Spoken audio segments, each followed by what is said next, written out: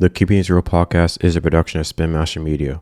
Don't wait for anybody to give you permission. Don't use any obstacle as a reason why you can't do something. You have access to a phone, right? And if you start thinking creatively, and now with green screen and graphic, I mean, you can do all sorts of things, again, just from a very small space and make it look totally different, right? So if you can think a little bit differently, think outside the box, what else can your location be used for? Or, go shoot on a city bus and, have a microphone there and do a scene. You have access to things today because of the technology that there really should be no barrier of entry for you to want to do a project.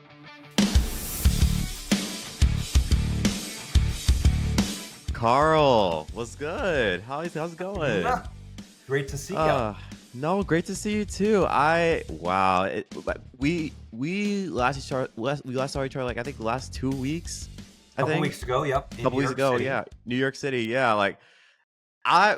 We caught up. So for those that don't know, we caught up at Little Owl basically. So Carl's been in the city, so I thought, hey, it'd be a nice time to catch up. So I caught up with him. So it was nice. It was nice. Yeah, absolutely. Yeah. I haven't seen you in the longest time. Well, last I saw you was before even Little Owl. Last I saw you was in LA last year, I think. Right? Was it in LA when you came out? It's not while you were still a student. Were you an intern at that point? I can't remember. So for those who don't know, when I was at BU, I was doing a study abroad thing in LA. I was a student at the time, and I was interning at Fox at the time. So I saw Carl around the studio, and it was a fun time. So it was really good. It was nice. But then it was from that experience that you then came on to volunteer on Space Y, one of the 48s, right? It was from yeah. Just meeting there and if you're available this weekend. Yeah. Well, and that right there, we'll talk more on that throughout the episode as well. So hey, that was a fun time too. I had a fun time on Space Y. You guys don't understand. The atmosphere was amazing. The actors were great. Everybody involved was just outgoing and just nice, really. Just the kindest people in the world. Even Natalie, shout out Natalie. Even she wrote the whole script and that was our first time. Natalie and my first time working together was Space Y. We had not collaborated before that project, and now we've done 8 or 9 projects since then, and that was the end of 2023. That's a collaboration. But yeah, no, it's been a really amazing collaboration. And her husband, Kevin, is an amazing songwriter. Yes. Who's done a lot of songs for Welcome as well. So powerhouse couple in that powerhouse couple, but powerhouse collaboration for sure. Absolutely. No, that's amazing. No, yeah. Well, you're listening to the Keeping It Real podcast presented by SPINMASTER MEDIA. I am Cobbina Appiah, aka SPINMASTER C, with the one and only Carl Hansen. Yeah, one of my favorite people ever, one of my favorite mentors in the entertainment industry. So thank you so much for being here. This is gonna be a fun episode, I feel. Thank you so much for asking me to be a part of it. No, I was excited to hear when you were doing this. I would love to be a part of whatever you're a part of. No, for sure. I've been doing this podcast for quite some time. So obviously I had to get through grad work first, because I was in a brief hiatus, and now I'm trying to get back in the swing of things. So you're one of the first few guests that I'm having on the show. So yes, it's good. It's good. I'm so glad. Yeah. Yeah, I know. And he's based, of course, he's based in Los Angeles, California. So our time zone is a bit different. So as you can tell, but yeah, no, you've been in LA for the longest time, for sure. 25 years. So 25 years. I moved out December 4th, 1999. I remember it very specifically. That was the date that I landed in Los Angeles. Okay. And so I graduated college earlier that year and just started working. I worked on a Steve Buscemi movie that he directed called Animal Factory that was in Philadelphia. Shout out to my friend Dave, who let me sleep on his floor for a couple of months during that production. Absolutely. It was really, the only way that I could do that, because I was hired as a local. They didn't have the money to put me up, but I got to work with amazing people who I'd interned with in Los Angeles. So, the internship definitely was paying off in that Right. regard.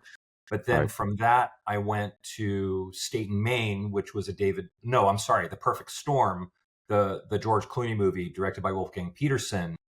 I went straight from Animal Factory to The Perfect Storm, and then from The Perfect Storm onto State and Maine, which is directed by David Mamet, and I had Philip Seymour Hoffman in it, Yes. Alec Baldwin, Sarah Jessica Parker. I mean, it was a huge, huge cast, and it Oh shot yeah, like stellar. 10 minutes from my parents' house where I was still living at the time. But it was delaying that all those jobs. It was awesome to have that work, but it delayed me coming to Los Angeles. I was supposed to move to LA that summer with some friends of mine from Ithaca College, where I had gone to school, but they ended up, Ithaca yeah, College. No, literally. great. I had a great experience at that school, made wonderful friends, and truly, my friends, that moved me out, they truly, they moved me. They brought all my boxes and everything in from the truck, because I was working. So I feel, I Wow, what still a amazing group of friends. Yeah. really, really grateful for that Oh my experience. God. One of my high school buddies, who I I joined like a podcast club. One of my friends was actually in Ithaca as well. He graduated a few years ago, but now he's like based in like Stanford and working Awesome. working in the cities. Go Um, Bombers. The go. Ithaca College Bombers. Our team. So Yeah, yeah. Like I think the last I went to Ithaca was like I think it was like for like college tours, I think, and like me and my dad went upstate. It was so long. It was crazy. It was so I try crazy. to get back once a year. So the Blackbird Film Festival that happens usually in April. While that's Yes, I at remember. our Yeah. rival school, Cortland. So up until this festival, I was like, Cortland, no, they're terrible. They have to lose. And now I'm like, oh, actually, Yeah. Cortland's quite nice, and they put on this amazing film festival every year. But it's only 30 minutes from Ithaca. So literally, I go to that festival, and then I go visit campus and go to the studio store and get all my swag for the year. Oh my Um, God. Yeah. see some No. old professors, or get a chance to meet some students, and it's awesome. It's awesome. Yes, yes. It's the same with me when because like I went to Merrimack for my bachelor's, of course, and like I usually go to homecoming like every other year. But now that I'm in New York, like I missed out this year. Sorry, guys.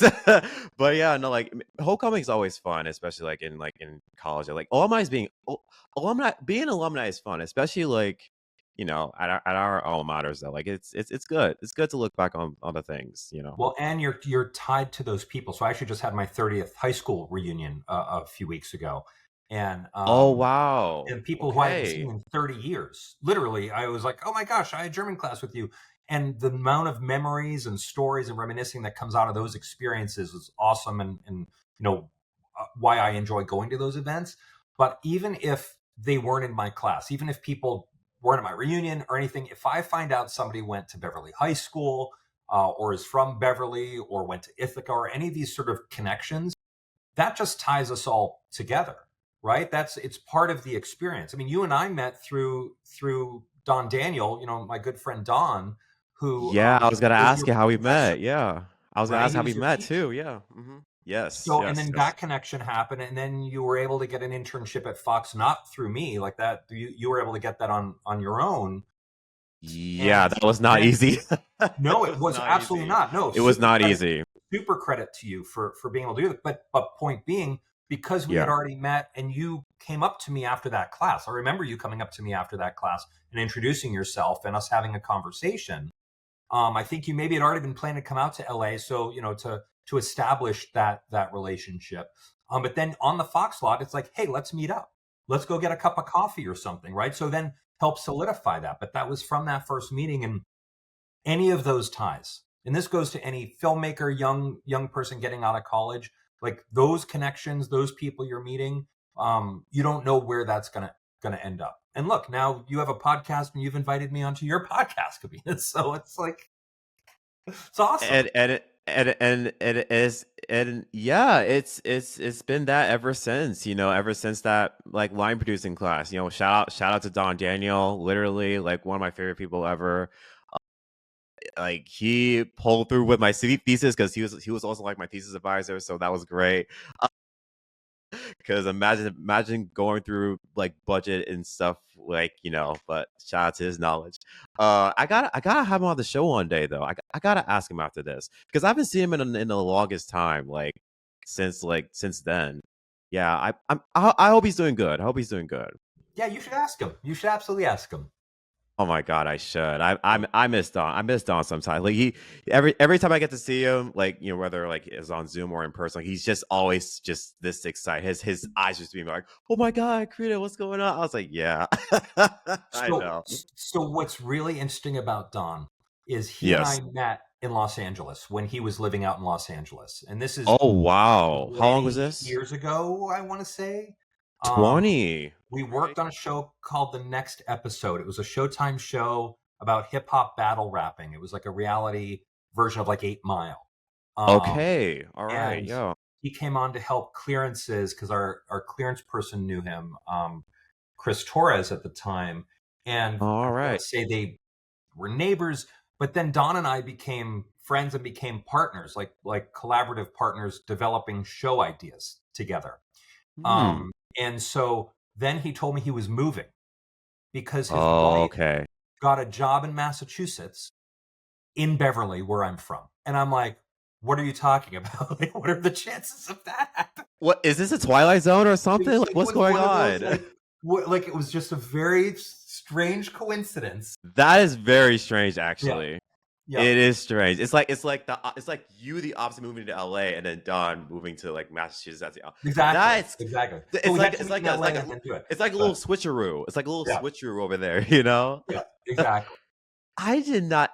What? I never knew any of this. That's crazy. This is the first time I'm hearing about this. Like, Yeah. But then because he moved to Massachusetts, he was able to do the job at BU, right? And so because of the BU, yes, he did. You were there, and then again, like the world, it's everything's interconnected. I know the world just intertwines all together, literally. Like, man, I never knew. See, I gotta let him know about this. I gotta let him know about this. No, he's such a sweet person. Like, shout out Don Daniel for just bringing me and you together, and absolutely just keeping in touch. Like that, and that's just the way to be. Like it will always lead to something, like you said. So that it is pretty good. But the Fox internship, though, it was not easy. I will say it was not easy. I don't know if did I ever tell you like the whole process of it though? Like, have I ever told you? I don't think so. I never told you. If you're in for maybe it was traumatizing and I've blocked it out. Oh, Carl, you're in for a treat. You're in for a treat. So, as you know, originally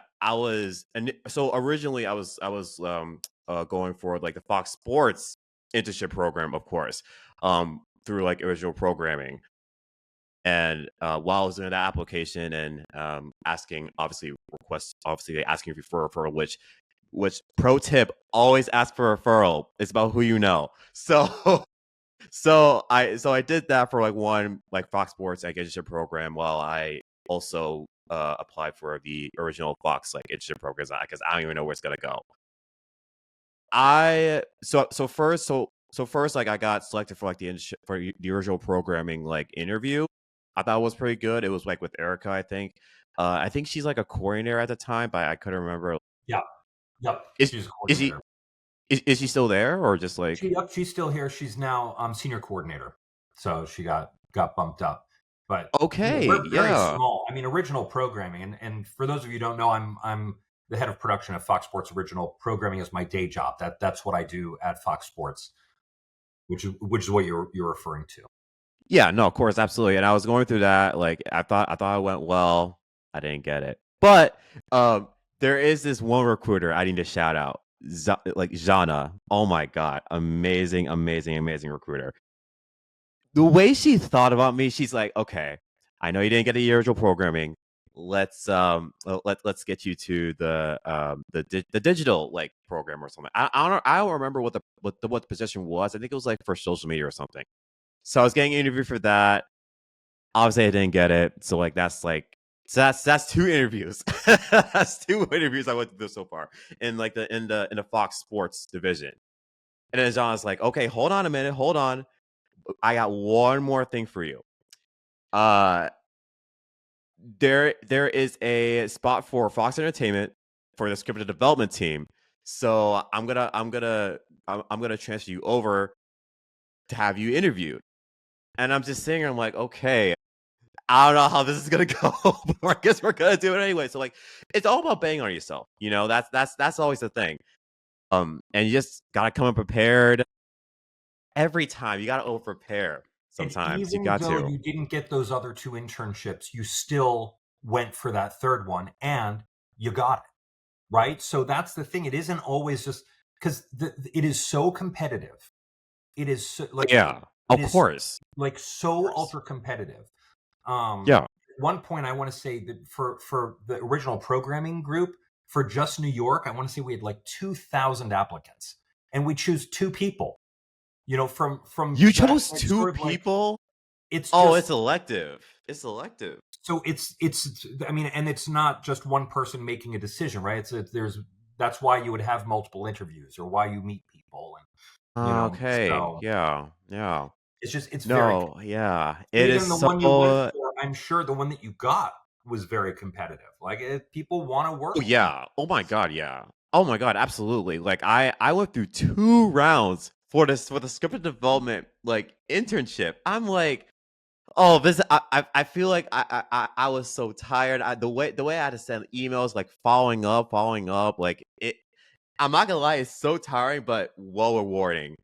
And then after that, all that's over, I get a call from Kelly, who's also another recruiter of at Fox, saying I got the internship, and I'm just and when I tell you my mind is blown after all of that, I feel like I'm so proud of myself You should be, because man. You should be. I feel like this is really a full circle moment for me, especially for myself, because like one of my favorite shows that I watched in that program or in that network or broadcast network was Empire, which I watched it every Wednesday, or I think it was like every Wednesday, like in high school. I watched it every Wednesday. It's like one of my favorite shows. The way that it was represented, like seeing like the black culture like represented on TV, and I'm thinking like maybe I could I could hey like this that could be me up there, like creating those shows. And then when I got the internship, this was full circle for me because I'm actually working with the people that actually made shows like Empire. So Well, and that's the I stage you wanted to really be in. I think, correct me yeah, if I'm wrong. I mean, you absolutely. went after Fox Yeah. Sports because you knew me, right? Because we knew each other. Fox Yeah. Sports, oh, maybe this is an entry path. Obviously, you Yeah. didn't get that, right? But you had been in Right. line producing class for scripted, right? You were trying to do more scripted things from what I recall. And then you actually got the Yep. one, Yep. you Still know, to this day. Still to this day. Scripted development and production. yeah, My very good specialties. yeah. So I think you ended up Yeah. in the right spot. I think that's really important to, especially tell other students too. It's like you may not get the one thing that you want. I mean, in that instance, it worked out, right? Because you were actually going in a side direction a little bit. But any opportunity is a good opportunity when you're just starting out because you never know where any of those things are going to go. The network thing that you're doing, and ultimately, I think for young people, especially college graduates today, trying to get a job, right? So what you and I talked about over lunch, right? And it's like, how do you get a job? How do you find a job? And Yeah. really, the only thing I think the advice I gave you, during our conversation also is like reach out to people that those people at Fox if they're still there, right? Like reach out to those people. Keep your network hot, essentially. Keep your network open. And it isn't about always asking about what you need. Yes, of course, you should always say what you need. That's really important. You're going to be your own best advocate, right? But I think it's a matter of making sure you're touching base with people, keeping them informed on what you're doing, but also how are they doing? It's like engage with them. Like that's part of what networking is. Yeah. Networking isn't just connecting with somebody so that person can get me a job in the future. I mean, I think that may be the idea of what people think it's supposed to be, but it isn't. It's about getting to know another human being, finding out who you connect with, right? Who do you have those great conversations with? And you and I connected after that class, and I was like, oh, I like you, Cobbina, just a human to human, right? And that doesn't always happen with people. You may not like everybody, right? And that's okay too. But it's like finding those people that you connect with and that you enjoy working with and communicating with, because especially in this business, it's hard work. And you can spend, Right. hours, like hours and hours and hours. I've spent so much time with crew, my friends who have been working on crew that I've worked on in whatever way, sometimes even more than my family, right? I'll spend more time in a day with my colleagues sometimes than I'm able to with like my son, getting home from school and he has schoolwork and other things. He has to go to bed. And it's like the amount of time is much narrower. So I would rather spend the bulk of my day with people who I enjoy being with, and joking around or having great Having conversations great while conversations. also Yeah. doing the work, right? But that's an important part, and then that's an important part for job searching too, is finding those people and who do you connect with. I feel like not just that, but also just having that meaningful connection, like especially like outside of work. You know what I mean? And just keeping in touch and just seeing like and just checking into like I for me I usually like check in with like people that because I just moved in I'm now New York based. Like I've been settling 3 months ago, and I've been going to these like filmmaker hangouts, which also shout out to Filmmaker Fridays NYC, so shout out.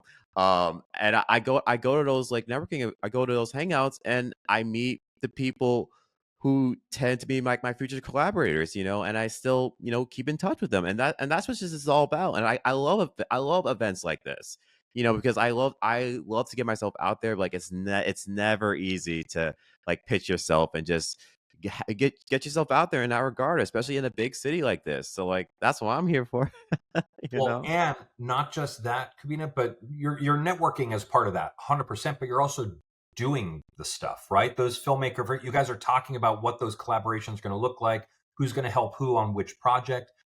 And the thing is, like, never wait for somebody else to give you an opportunity, because when you do that, and this is true of actors, most especially actors, because they go through this cycle so often. But auditioning, right? Auditioning is essentially like you need to have as much fun as possible doing that sort of thing, but you don't want to give people an opportunity to say no, right? Mm, Auditioning is hard because you don't know what they're looking for. I mean, I guess it's true of any job interview where you don't know what people are looking for.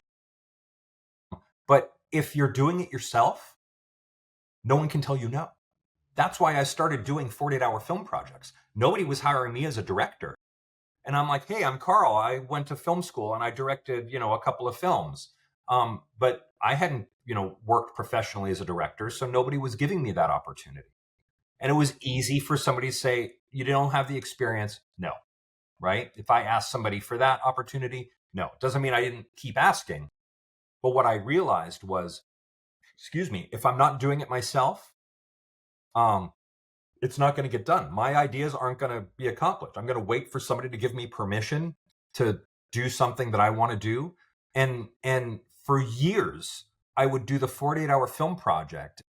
The 48 is a filmmaking competition where you literally have to write, shoot, receive everything in 48 hours. 48 And as hours, a yeah. working professional, working in the business, I didn't have much time. So I would do these competitions and it would be too direct. I'm like, I want to be a director. I want to be a director. And I think I shared when over our lunch too, like I kept saying that. And then suddenly 6 times later, like I had 6 films, 6 or 7 films. And I looked in the rearview mirror of them and I'm like, wait a minute, I don't want to be a director. I am a director. And that totally reframed how I thought about myself. But that's what I also encourage you. I encourage any of your listeners, if you're trying to get a creative project off the ground, and you guys have more opportunities these days than I did when I was your age, because now with phones, I mean, you have a full studio essentially in your pocket. Oh, of Don't course, absolutely. wait for anybody to give you permission. Don't use any obstacle as a reason why you can't do something. You have Yes. access to a phone. Your location could be your house, right? You can do all sorts of things in those spaces. And if you start thinking creatively, and now with green screen and graphic, I mean, you can do all sorts of things again, just from a very small space and make it look totally different, right? But that's true of a soundstage. A soundstage is a big empty box. right? But it's essentially the sandbox for creative people and these artists to be able to go in and make it look like something different and be something different. So if you can think a little bit differently, think outside the box, what else can your location be used for? Or, go shoot on a city bus and, have a microphone there and do a scene. You have access to things today because of the technology that that there really should be no barrier of entry for you to want to do a project. I feel like for me, even me like starting out, because like as you know, like I finished grad school like December 23 and made it official January 24, and I've been on the shop just for 2 years, and like and usually and at the time like I felt so stressed, you know, and it is crazy, you know, especially in the state of this industry, like it's absolutely insane, especially like in Los Angeles, California as a whole, like it's been wild these past 2 years, like with the writer's strike and trying to get that contract like set and production trying to get through all these layoffs, all these mergers, like, even like Paramount and Sky. It's all of a sudden everything got few shows got canceled. It just blows my mind of like, okay, like is this the changing of the guard, or is this like, because I feel like this whole old studio system doesn't work for everybody, you know, and sometimes we got to do it ourselves, you know. Yeah, I was at a seminar yesterday, film tax incentives here in California, just to kind of learn about the new program. They have this new 4.0 program they put into place in July, and it was the talk, right? It was like what everybody was talking about, like what is the state of the industry? There's not as many jobs. A lot of jobs have left the state of California, right, and Oh, gone to places like oh, Georgia, Massachusetts, which near and dear to my heart, where they have a really good tax credit, and a permanent tax credit at that. Um, or now the UK. There's certain shows that go to the UK, and it's cheaper for them to fly an entire cast and producers to the UK for however long, shoot it there, than it is to shoot it locally. mm, And that's a hard pill to swallow when you hear that. But what ends up happening, and I've done a lot of research about tax incentives over the years, thanks to Carol Patton, who used to publish Imagine magazine. She unfortunately passed away last year, but she I'm assigned sorry. me. No, thank you. I mean, truly, when I was a young, college graduate, she gave me an opportunity to write for her publication for Imagine. Oh And my God, so wow. she would assign me stories. And in fact, when I was working on Animal Factory, okay, I was doing the Steve Buscemi movie. I was the key office PA on that film. So I had long days. I was in the office, I was on set running back and forth. And then at the end of the day, I'd get home and I'd pretty much want to just eat a little bit of something and then go to sleep. Except Carol assigned me this film finance forum transcription. Like I had to listen to like 6 audio cassettes of hours of people talking about film finance, which let me tell you, as a 22-year-old, was the least interesting thing I could think of. It was super boring, but I would hear about tax incentives and I'd be like, oh, okay, but I'll write about it. But by doing that, I learned so much about it. And then I realized how important it was, um, that is what determines where productions go. It's tax incentives, and you can watch it. You can, like, when Runaway production to Canada was happening in the early 80s and mid 80s, like Vancouver came up with, the British Columbia came up with the tax incentive there that lured production away from the United States because it was cheaper to do it there with those incentives. You would see all the productions go there. You saw it happen with Atlanta when Atlanta was doing it. Louisiana, like again, you get these hot spots because they have the best tax incentive of that moment, and then somebody's like, "We can do better than that," and then they'll try and outdo it. But production will always follow the incentives. That's just the nature of it because they're trying to get the most bang for their buck. And these are big budget things that we're talking about, millions and millions of dollars. So it's significant. And it's significant savings when you can get a huge percentage back, right? So it saves the production a lot of money. So that's why that happens. But that doesn't help places like Los Angeles, which had that production and essentially was letting it slip through their fingers. And only recently did the incentive program really get beefed up to bring more productions back to Los Angeles. So you now start seeing a bit of an uptick. Some of the studio lots are getting busier, and they've been dead for a year and a half, 2 years. It's been hard, similar to what you're saying in terms of getting out of school. So we feel like we're in a bit of a dip, right? And the way all those consolidations and mergers you're talking about affect things, right? Because now there's less content to be made. But the other thing to remember is that is the old studio system and the old model. Like the most watched thing on people's television sets on that box on your wall is the YouTube app. YouTube is the most Yes. watched Yes. streaming service in the world. Yes. And it's all on TV. The term television, it's all about content creation and what is content these days, right? Television is an outdated term in terms of I'm making television. Oh yeah, because I'm watching on my phone. Is that TV? I don't know. It's content, right?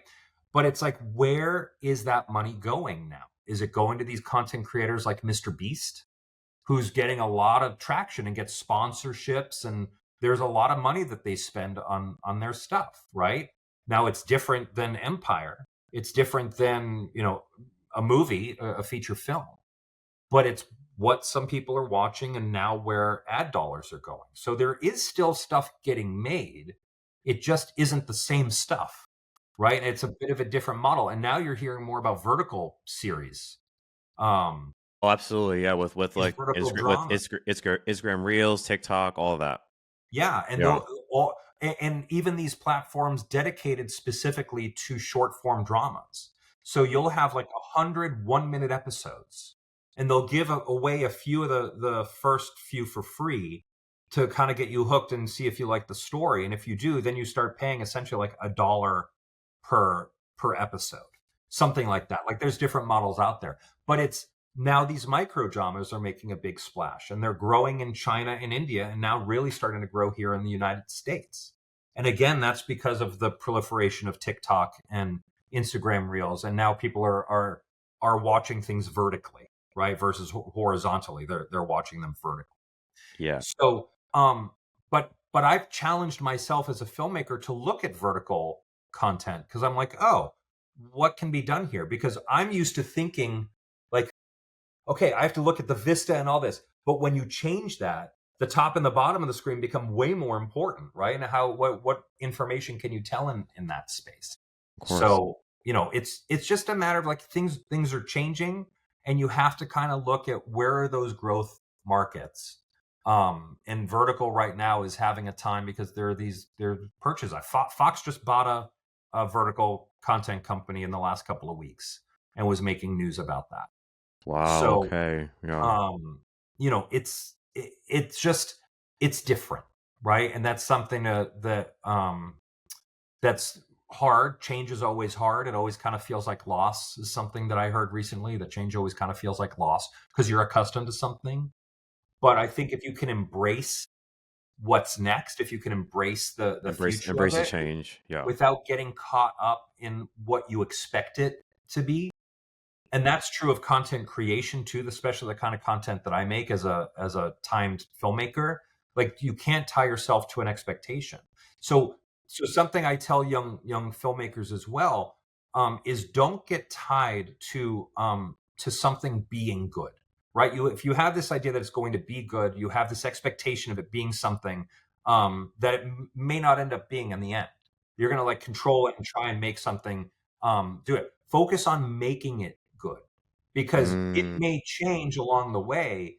But again, the only thing people care about is what's in that rectangle. What's in the screen here? All right. That's all that people care about. They don't care what you as a creator had for lunch that day. If you're having, marital problems, if there's your dog has an issue, nobody cares about any of that. All they care about is what's in that screen. And so if you focus on making what's in that screen the best possible thing it can be, even if it isn't the exact same thing you thought of, right? If it's not the exact same thing you conceived of, because things happen through production, work in the real world. There's weather challenges, or somebody breaks their leg, or just whatever it is. Like, things happen.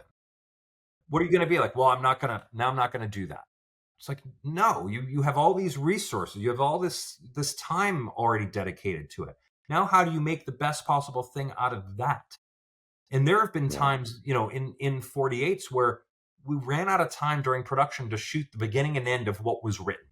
And so we got it to post, and it made no sense. And I'm watching, I'm like, this makes no sense, but we have our deadline. And how now do we make this something that's watchable? And so, well, we can do voiceover. The actors can record on their phones because we can't bring the whole crew back together. We don't have the gear anymore, whatever. You just have to think about what you do have access to and how to do it. The beginning of Star Wars, the credit roll at the beginning of Star Wars was not there initially, the epilogue. But when people watch Star Wars for the first time, including Steven Spielberg and all these, friends of George Lucas at the time, didn't understand what they were watching. There was nothing, it didn't make sense. They didn't anticipate doing that credit roll at the beginning. But what it does is establish, the world. It gives you an expectation. So now you can go and you watch it. You're like, oh, I understand that I'm in a different place. You're understanding now, but yeah, exactly. Right. Exactly. But it's like being flexible and malleable, and allowing, the process to kind of happen. And yeah, it may be frustrating and upsetting at times, and you may butt heads about certain things because you may not agree, but that's also part of the creation of the art. Right. So I know I transitioned into the filmmaking piece of that, but it's true. It's really true of anything being done these days. No, absolutely. And like, I mean, I feel like my sister and I had this conversation the other day, even like the past couple of days, like, well, she's an international marketer slash content creator slash, like, because she's working on her personal brand and stuff like that. And she also has a podcast as well, Bond Talk, shout out. She's doing a little bit of a rebrand for that, like in terms of like web series and stuff like that. So she's been up in her game a bit, but like she's been busy with like, with her day job, because she works at like HP, like working with all these like big brands like Real Madrid and like F1 Ferrari, which is huge. It's just mind blowing to me.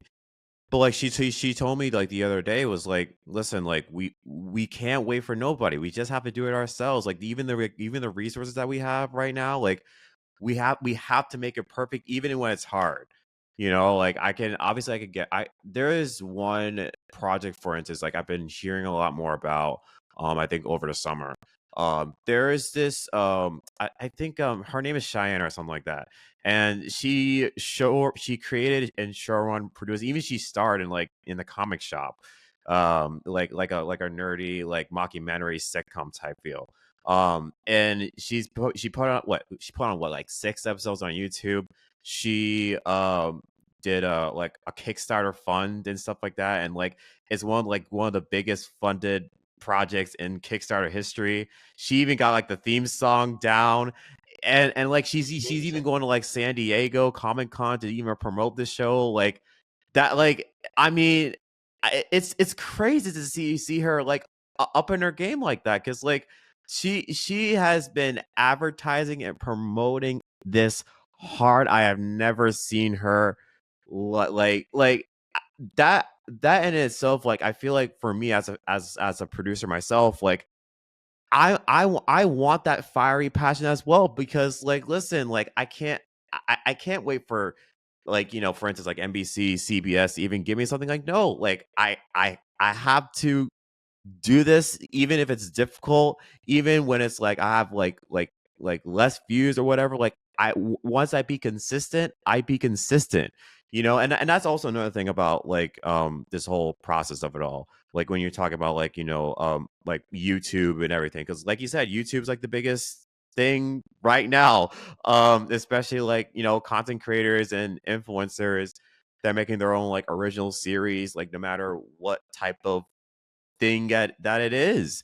And it's like distribution, the advertising and the marketing, that those are like another like areas that like most people don't even know about, but they do it anyway because they do it for the love of it. So no, yeah, I absolutely agree. Like, like you just work with the resources you have, and you just go for it too. And I know I know when we were at Little Owl, you were talking to me about like your debut feature, you're actually gonna do it. Literally, like I We have a meeting will. right after this. You have a meeting right after Once this. we're done Yes. here, I'm going to meet my producer and talk about it.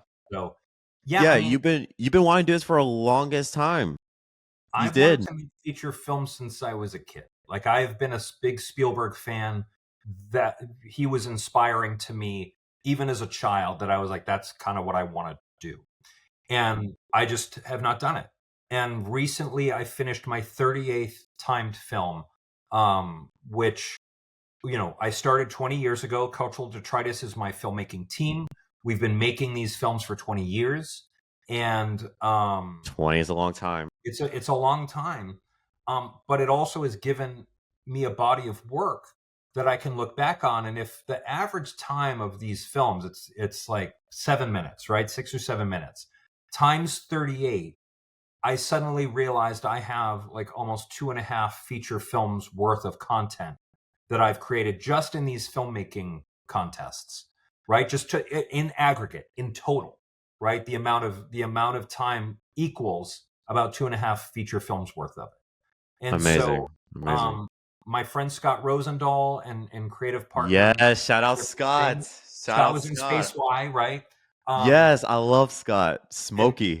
Yep, he's been in a number. I want to say he's been in like 17 of the short films that I've made over the last almost 10 years. But Incredible. Yeah. we've been working on a feature film script for years. Through COVID, we were working on it, and we got it to a point where we were ready to start asking for money and fundraise. And we realized that the level of budget we needed for that particular script was going to be too much. So then we talked about making a short version of that feature as proof of concept to then, be able to show around. And through the course of that conversation, we were meeting with a crowdfunding consultant, and the amount of money we were asking for was, $60,000, which is significant, and apparently more significant, asking for a short film to be funded that way, because apparently features get funded for roughly that amount. And so, even though our feature film is going to cost more than that, and this short, we were asking for more money, I said, Scott, you and I know how to make a short film. We've made, between the two of us, in the course of we've probably made like 55 short films, at least, right? And that's That's a and lot. that's not That's hyperbole. a lot. It's just Yeah. that's Yeah. what we've done. And so I'm like, we know how to make a short film. Why don't we just make a producible feature for a little bit amount of money that we can then raise and get? And so that's where we are. It's an entirely new script. It was written really fast.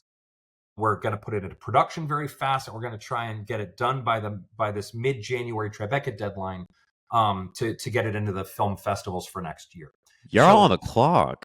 But that's also like, because of my timed filmmaking experience, I know what I need to do it. And I'm not trying to do something fast to make it low quality, right? It's not about that. Right. It's art. There's no speed to art, right? It's just like things take as long as they take.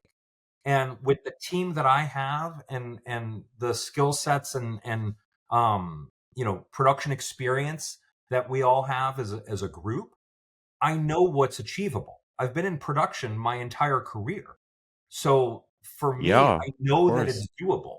Whereas people are like, oh, that's super ambitious, and I don't know how you're going to do it. I'm like, I know exactly how to do it. I also work in live TV. It's sort of like, You did. You really did. And you've gone through so much too, you know? If you told me many stories. You told me many stories about it. I mean, Yeah. I've literally been all over the world doing production, right? You I mean, I've really been to did. multiple Yeah, you did. countries, international productions. I've worked all over the United States. I know how to make something, right? It's like I know how to do it, and I know how to do it quickly. That's oftentimes what I get hired to do. Hey, we have a shoot tomorrow, and we want an eagle on set, a live animal eagle. Okay, let's see what's possible and what we can do. I know how to get it permitted. I know the right people to call. I know the places to get the eagle from now, right? So it's like, with all that experience, I'm able to make something happen very quickly, legally, within, restrictions of everything that goes on, because I know how to work within those parameters. So in terms of getting something done very quickly, that's why I know it's possible. And especially with the talent and group of people that I know, a lot of people who have not been working, I'm now able to create jobs by doing this. And something that I realized through COVID is, we as filmmakers and as creators, like, we can create 1,000 jobs from 200 blank pieces of paper. Think about, a Marvel movie and how long those movies are, right? Or 160 blank pieces of paper that you write a script, right? And then that's what you have. And then you take that, and now you can employ thousands of people when you get the budget to be able to do that. And that's really powerful. That helps Yeah. people pay their rent. You know what I mean? Like, yeah, I want to make movies. I want to do good work, but it's also like, I want to be able to give opportunities to people so that they can continue to live and survive and house their families and put food on the table, because that's how we all live. Yeah. Right.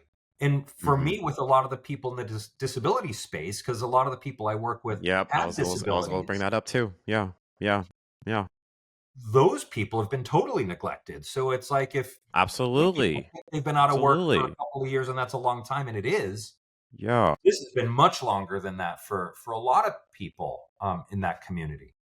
So that's something I try and do in my advocacy work in general, right? It's like, that's what I do. I Absolutely. just want to make movies, but now here's this incredibly talented group of people who have been essentially neglected and not seen. And I'm like, well, I can do something about that. And I've been surrounded by disability my whole life, even though I wasn't totally aware of it.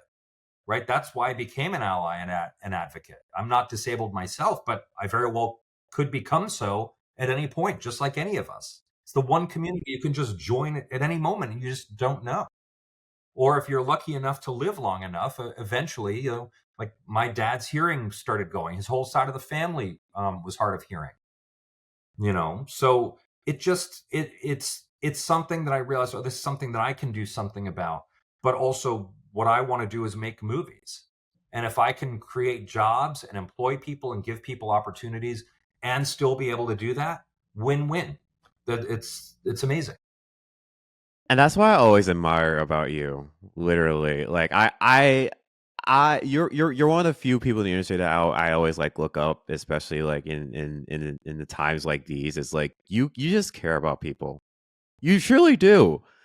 And just to see, I mean, as neurodivergent myself my whole life, like, you've always thought of me, like, and like you said, like, you like this, your strong advocacy for, like, people who have disabilities and people who don't, like, you care about these people.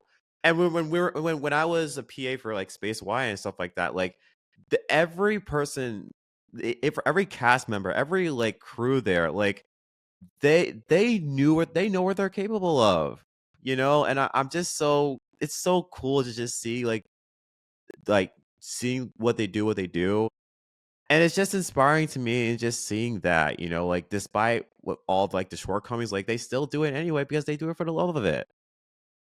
That's why I have so much love for you, Carl, because Thank you. like, I mean, yeah, like, I truly do, like, I really truly do. So I thank you for everything, especially like the Fox opportunity and the Spaceway opportunity. Like, I was also like at the red carpet as well. You gave me my first red carpet.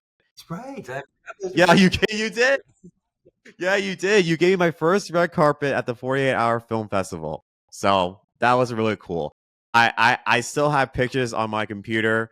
And it's just it's special. It really is. That's awesome. No, I'm so glad, and thank you so much for saying that. I really appreciate it. Because also, what I can't wait for, because right now what I'm doing feels like it's an outlier. It feels like, oh, what you're doing is unique and interesting, because not everybody is doing that. I can't wait until it's just the norm, right? I mean, it's right now people look at it as exceptional because, like, oh, you've cast a wheelchair user, but we don't address their disability at all. I'm like, you don't have to, right? You don't, disability isn't the person. Like, when I'm casting somebody, I'm not casting their disability, I'm casting the person, right? But what I also want to do is I want to be an example for other people to show you don't have to always justify a disability. You Absolutely. don't. It doesn't No. matter. You can just cast people as people, and when you see it done in a natural, organic way, it, it shouldn't, matter to you. But what it does is create visibility. It allows people to be seen, because I mean the statistics are so bad. That's really why I became an advocate, was through the Disability Film Challenge. I learned the statistics of Yeah. 25% of the population has a disability, less than 3% are seen in film and television shows, and out of that 3%, 95% of those roles are played by able-bodied actors or by someone who does not have the disability that they're portraying. So there's no authentic portrayal, if you're even talking about disability, right? Which primarily, if a writer's writing about disability, they're trying to justify it. But you do not have to justify disability. I recommend writing it into scripts so that for casting directors and people understand they have a direction, they can do that, or making sure you communicate with your team. Say, please make sure to keep the auditions open to people of all abilities. That it isn't just this narrow focused thing. Because what ends up happening is people with disabilities get cast in disabled roles, and that's it. They don't get cast in other roles, and so there's very little opportunity.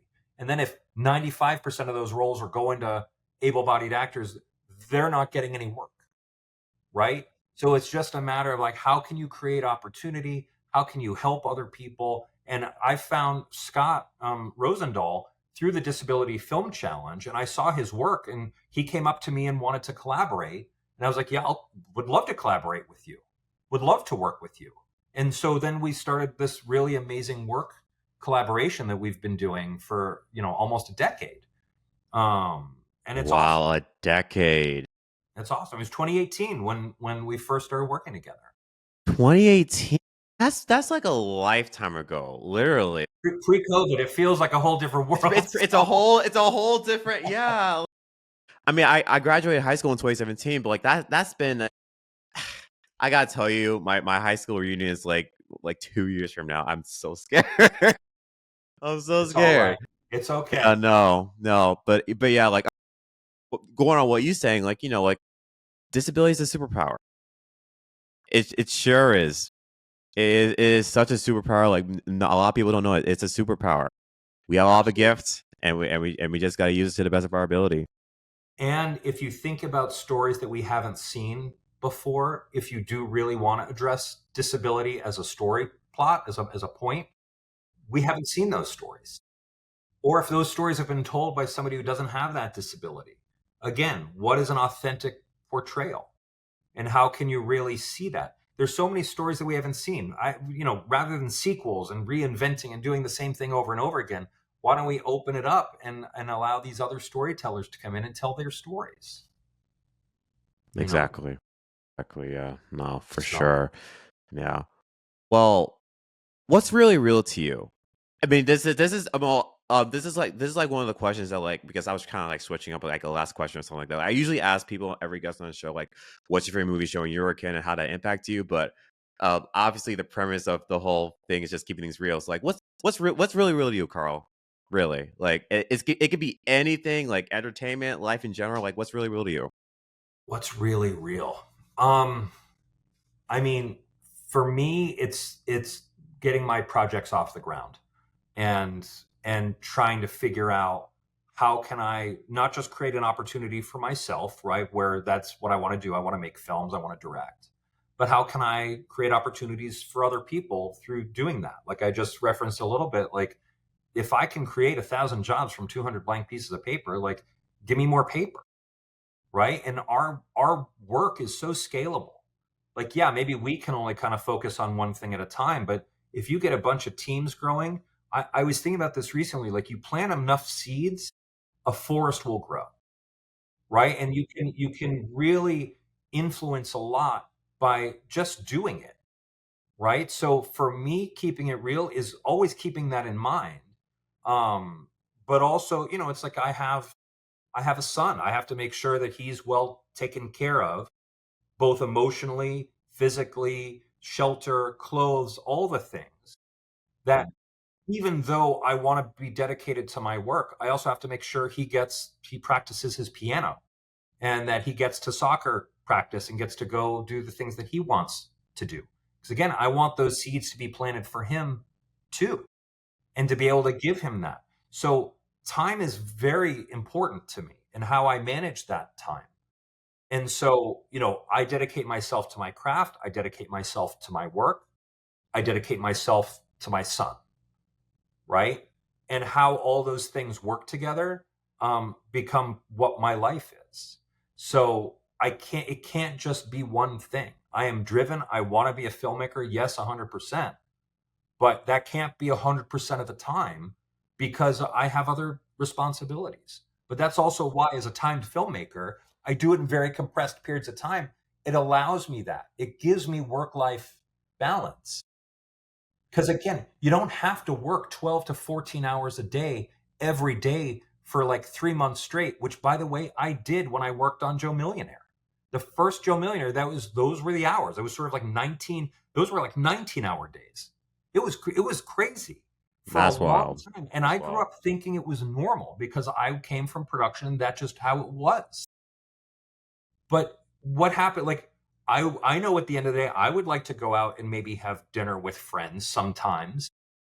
Typically, when you're in production, you don't do that. It just kind of sucks you in. So there has to be balance. So I think when you ask sort of what real is real, like, there has to be balance, and you have to do that. You have to maintain your own health. You have to maintain, a way to keep yourself busy and hopefully put food on your table. But if you have other responsibilities, maybe you're taking care of an older parent, right, or a loved one in that regard. You still need time to be able to do that sort of thing. So I don't know. That may be a more overarching conversation for later, but that's sort of where I'm at right now with things. You just dropped a gem, and I was gonna tear up, but it's okay. I'm not gonna cry. I'm not gonna cry. Anyways, This has dang. been awesome, Cobbina. Thank you. Really, this is an awesome conversation. Honestly, this is one of the best conversations I had in this podcast. Is for like in the longest time that I've done this for. I've been doing this podcast for 5 years, and this is like one of the best conversations I've had. So Wow. in the longest time, but Well, thank you. Thank you. Where can they find you actually? So Instagram, I'm at fhansen1, FHANSEN, the number 1. That's probably the best way. I'm also on Facebook, Carl Hansen. Look for this face, and you'll find me. Yeah, yeah. It's my eyesight's changing, so it's like this is actually not in focus anymore. So. Oh, I love you with the glasses though. You look handsome in those. Come on. Well, thank you. So look for this face. Look for this face. Look for this face. Yeah, Yeah. exactly. Yeah. Or if you're just listening, Carl Hansen and Cultural Detritus, which is my filmmaking team, and Fox Sports. If you put sort of those things into search engines, you'll find me. Don't forget you have a podcast too. LinkedIn is another way. Another way to. I was gonna say, don't forget your podcast too. You're behind the glass. Oh yeah, and behind the lens, which I behind do. the lens. Why did I say glass? Because the lens is made of glass. It's something else. I do that. That is definitely a hobby and not an everyday. There's no regular cadence to it, so it's catch as catch can. But we've had. It's a little catchy. Yeah. Oh my goodness. Well, that's it for Keeping Things Real. You can always follow all of our socials at Keeping Things Real Pod, whatever you get your podcast from, Spotify, Apple Podcasts, you name it. Subscribe to his YouTube channel. Click the notify bell, whatever you get your videos first. I'm Cobbina. You can follow me at Cobbina Appiah and at SPINMASTER MEDIA and all that good stuff. And thanks for watching. See y'all later.